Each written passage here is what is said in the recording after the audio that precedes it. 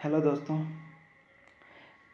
आज हम लोग यूनिट एंड डायमेंशन का पहला क्लास देखेंगे जो रेलवे ग्रुप डी और एनटीपीसी CBT 2 के लिए काफ़ी महत्वपूर्ण होगा। तो क्लास में आप लोग लास्ट तक ज़रूर बने रहें। तो चलिए देखते हैं आज का पहला क्वेश्चन। आज का पहला क्वेश्चन है, विद्युत आवेश का SI मात्रक क्या होगा। ऑप्शन नंबर ए है वोल्ट, ऑप्शन नंबर बी है कूलम, ऑप्शन नंबर सी है केल्विन, ऑप्शन नंबर डी है किलोग्राम। तो बताइए आंसर क्या होगा। तो इसका आंसर हो जाएगा ऑप्शन नंबर बी कूलम, यानी विद्युत आवेश का SI मात्रक क्या हो जाएगा, कूलम, जो कि ऑप्शन नंबर आपका बी में है। ठीक है, देखिए यहाँ पे विद्युत आवेश है, तो आवेश क्या होता है, यहाँ देखना है कि आवेश क्या होता है।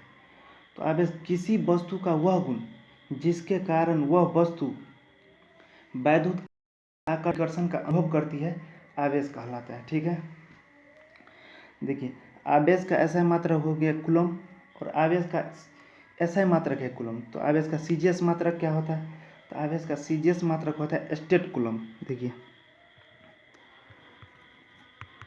स्टेट कूलम,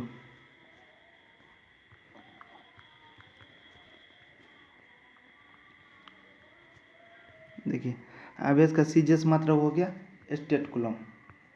ठीक है, आवेश का एक और मात्रक भी होता है, वो होता है एम्पियर सेकेंड। देखिए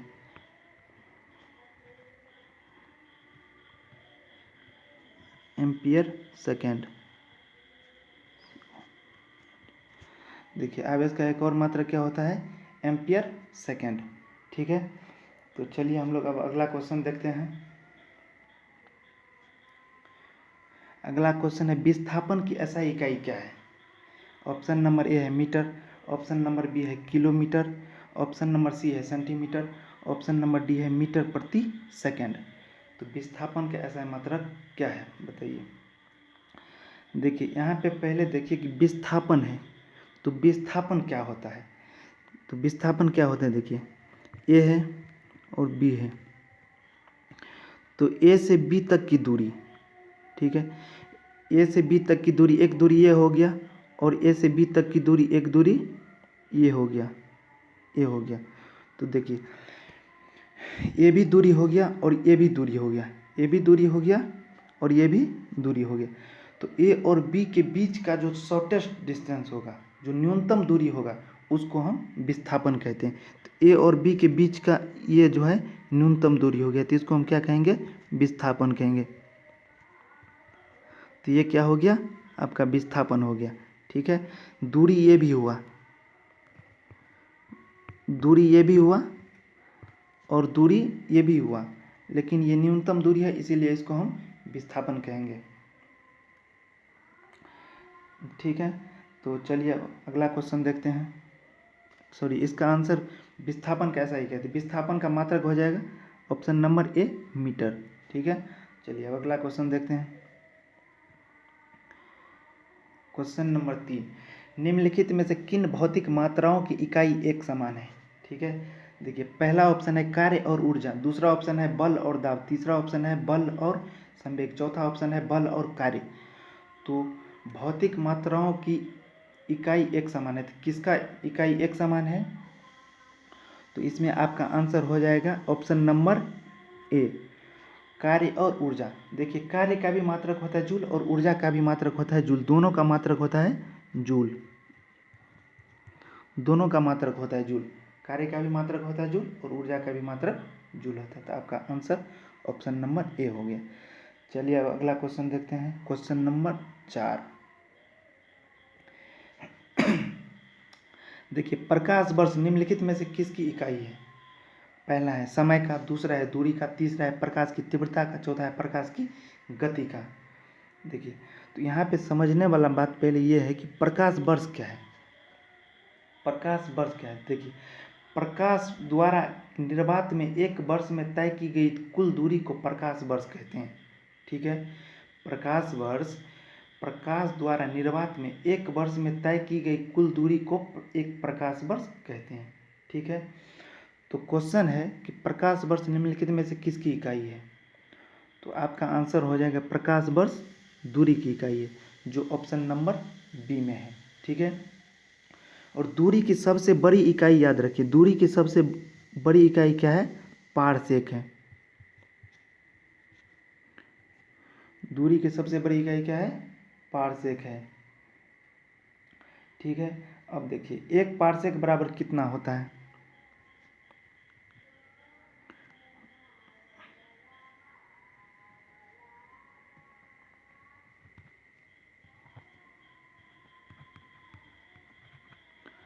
एक पारसेक बराबर कितना होता है? 3.26 प्रकाश वर्ष होता है। 1 पारसेक बराबर 3.26 प्रकाश वर्ष होता है। ठीक है। अब 1 पारसेक बराबर अगर हम मीटर में बात करें तो मीटर में कितना हो जाएगा? तो 1 पारसेक बराबर मीटर में अगर हम बात करें तो 1 पारसेक बराबर मीटर में हो जाएगा 3.26 गुने 10 के पावर 16 मीटर, 10 के पावर 16 मीटर। ठीक है। पेन का थोड़ा प्रॉब्लम है तो इसीलिए मैनेज करिएगा। चलिए देखते हैं 1 प्रकाश वर्ष बराबर कितना होता है? तो 1 प्रकाश वर्ष बराबर हो जाएगा 9.46 गुने 10 के पावर 15 मीटर। देखिए 1 पारसेक बराबर हो गया 3.26 प्रकाश वर्ष। अगर हम मीटर में बात करें तो 3.26 गुने 10 के पावर 16 मीटर हो जाएगा। उसके बाद 1 प्रकाश वर्ष बराबर अगर हम देखें तो 1 प्रकाश वर्ष बराबर हो जाएगा 9.46 गुने 10 के पावर 15 मीटर। ठीक है। तो चलिए अब अगला क्वेश्चन देखते हैं। क्वेश्चन नंबर 5, प्रतिरोध की एसआई इकाई क्या है? ऑप्शन नंबर ए है कूलम, ऑप्शन नंबर बी है ओम, ऑप्शन नंबर सी है जूल, ऑप्शन नंबर डी है न्यूटन। यानी प्रतिरोध की एसआई इकाई क्या है? देखिए प्रतिरोध का एसआई मात्रक क्या हो जाएगा? आपका ओम हो जाएगा, जो कि ऑप्शन नंबर बी में है। ठीक है। चलिए अब अगला क्वेश्चन देखते हैं।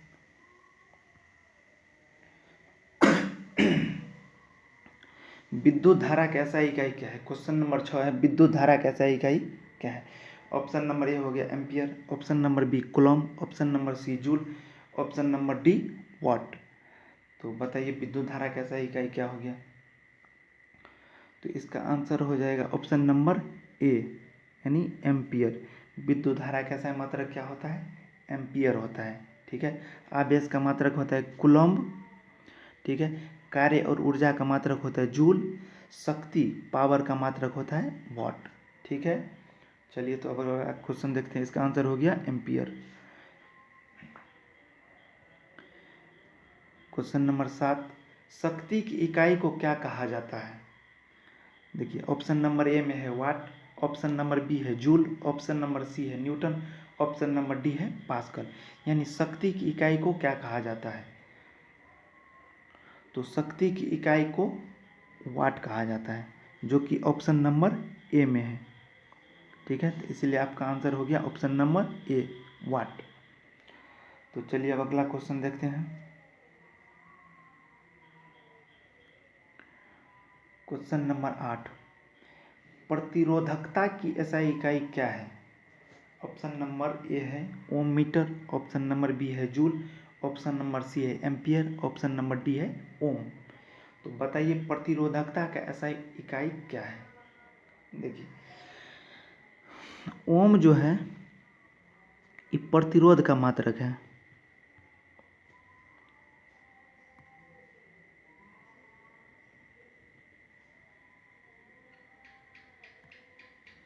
ओम जो है आपका प्रतिरोध का मात्रक हो जाएगा।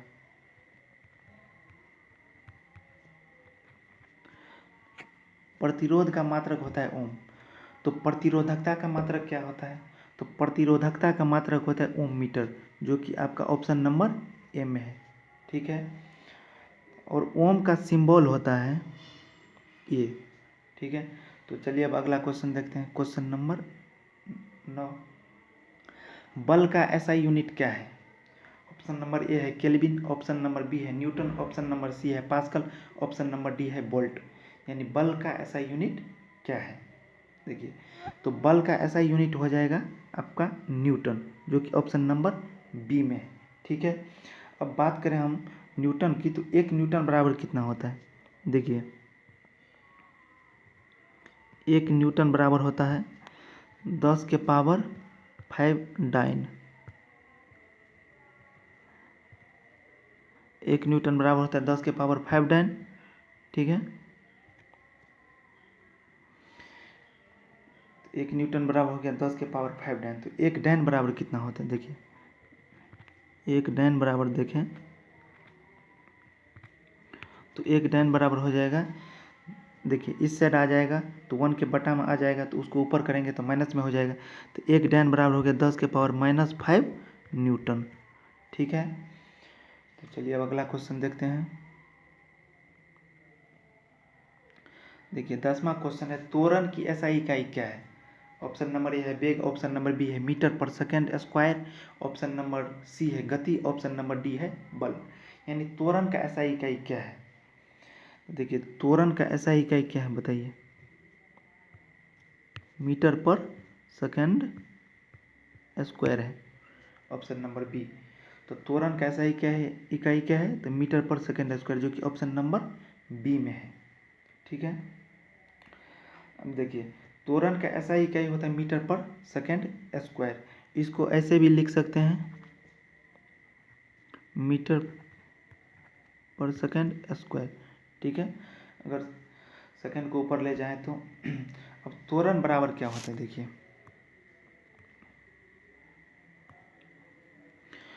त्वरण बराबर होता है वेग में परिवर्तन बटा समय। देखिए, त्वरण बराबर होता है वेग में परिवर्तन, त्वरण बराबर हो जाएगा वेग में परिवर्तन बटा समय। देखिए, त्वरण बराबर हो गया वेग में परिवर्तन बटा समय, अर्थात वेग में परिवर्तन कहने का अर्थ हुआ कि v minus you, v minus you. देखिए, v माइनस यू बटा टी, यानी वेग में परिवर्तन का मतलब हुआ अंतिम वेग माइनस प्रारंभिक वेग। ठीक है, ये हो गया v यानी अंतिम वेग माइनस प्रारंभिक वेग बटा समय, यही हुआ त्वरण, यानी वेग में परिवर्तन बटा समय। ठीक है, तो त्वरण की एसआई इकाई क्या है? तो त्वरण का एसआई मात्रक हो गया मीटर पर सेकेंड स्क्वायर। ठीक है, चलिए अगला क्वेश्चन देखते हैं। Question number 11। क्वेश्चन नंबर 11 है, निम्नलिखित में से कौन सी तापमान की एसआई इकाई है? ऑप्शन नंबर ए है डिग्री, ऑप्शन नंबर बी है सेल्सियस, ऑप्शन नंबर सी है फ़ारेनहाइट, ऑप्शन नंबर डी है केल्विन। यानी तापमान की एसआई इकाई क्या है बताइए? तो तापमान का एसआई मात्रक हो जाएगा ऑप्शन नंबर डी, जो केल्विन है ऑप्शन नंबर डी में। तो आपका आंसर हो जाएगा ऑप्शन नंबर डी, केल्विन। ठीक है, तो तापमान का एसआई मात्रक हो गया केल्विन। चलिए अगला क्वेश्चन देखते हैं। क्वेश्चन नंबर 12 है, दी गई भौतिक राशियों में से क्या सापेक्ष राशि नहीं है? ऑप्शन नंबर ए है समय, ऑप्शन नंबर बी है त्वरण, ऑप्शन नंबर डी है सॉरी ऑप्शन नंबर सी है वेग, ऑप्शन नंबर डी है दूरी। तो दी गई भौतिक राशियों में से क्या सापेक्ष राशि नहीं है? तो देखिए, सापेक्ष राशि होता क्या है? तो सापेक्ष राशि जो किसी अन्य भौतिक राशि पर निर्भर करता हो। सापेक्ष राशि होता क्या है? सापेक्ष राशि जो किसी अन्य भौतिक राशि पर निर्भर करता हो, वो सापेक्ष राशि होता है। तो इसमें हो गया समय, तो समय जो है किसी अन्य भौतिक राशि पर निर्भर नहीं करता है। ठीक ना, इसीलिए आपका आंसर हो जाएगा ऑप्शन नंबर ए, समय। यानी समय सापेक्ष राशि नहीं है, समय किसी अन्य भौतिक राशि पर निर्भर नहीं करता है। चलिए अब अगला क्वेश्चन देखते हैं। क्वेश्चन नंबर 13, कार्य का मात्रक क्या है? ऑप्शन नंबर ए है वाट, ऑप्शन नंबर बी है न्यूटन, ऑप्शन नंबर सी है डाइन, ऑप्शन नंबर डी है जूल। यानी कार्य का मात्रक क्या है? देखिए, कार्य का मात्रक होता है आपका जूल, जो कि ऑप्शन नंबर ए है जूल। और ऊर्जा का भी मात्रक होता है जूल। देखिए, जूल जो है कार्य का भी मात्रक होता है और ऊर्जा का भी मात्रक होता है। कार्य का भी मात्रक और ऊर्जा का भी मात्रक जूल होता है, दोनों का मात्रक जूल होता है। ठीक है, चलिए अब अगला क्वेश्चन देखते हैं। क्वेश्चन नंबर 14, भार का एसआई इकाई क्या है? क्वेश्चन है भार का एसआई इकाई क्या है? Option number A kilogram, option number B newton, option number C gram, option number D है डैम। यानी भार का एसआई इकाई क्या है? तो देखिए भार का एसआई इकाई हो जाएगा न्यूटन।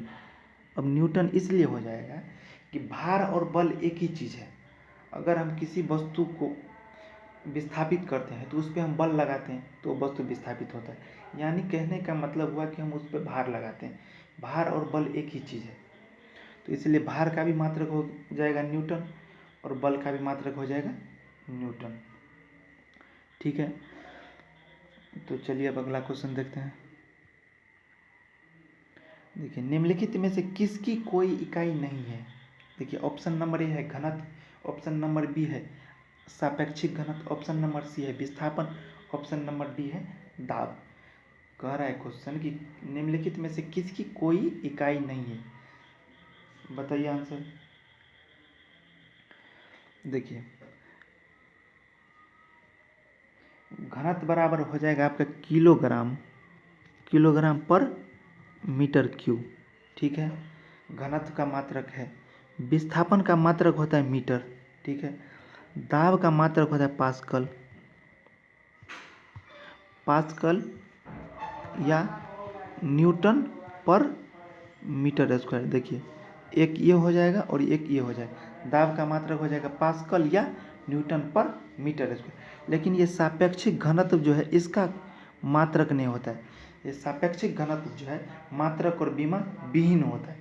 जैसे दो चार को एग्जाम्पल में ले लीजिए कि सापेक्षिक घनत्व होता है, आवर्धन क्षमता होता है, विकृति होता है, इस सब का जो मात्रक और बीमा नहीं होता है। ठीक है, तो आज का क्लास आप लोगों को कैसा लगा कमेंट बॉक्स में हमें ज़रूर बताएं। और वीडियो अच्छा लगा हो तो लाइक ज़रूर कर दें। धन्यवाद।